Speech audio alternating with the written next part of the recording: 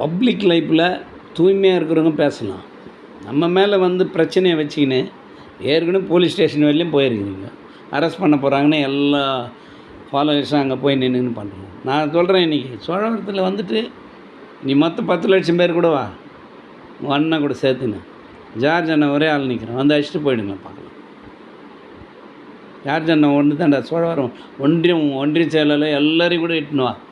George அண்ணன் படிச்சுன்னா இருப்பான்டா. சோழவரம் ஸ்கூலில் 42 வருஷமாக நாங்களும் கஷ்டப்பட்டுங்கிறோமே, எங்களுக்கு அந்த ஆசை இருக்காதா? எனக்கு எதிர்த்து யாருன்னா பாலிட்டிஷியன் பேசுவானான்னு கேட்குறாரு. ஃபஸ்ட்டு மீட்டிங் நீட்டை எதிர்த்து 2017 கவர்மெண்ட்டில் நீட்டுன்னு போட்டு 17ஆவது நாள் மீட்டிங் போடுறேன். 2017 ரெடில்ஸில் 7 மணி நேரம் நின்று பேசினேன் ஒரே ஒரு ஃபஸ்ட்டு மீட்டிங்கில். நிறைய பேர் வந்து கட்டி பிடிச்சிக்கினாங்க. இதெல்லாம் நான் வீடியோவில் டிவியில் வந்துச்சா?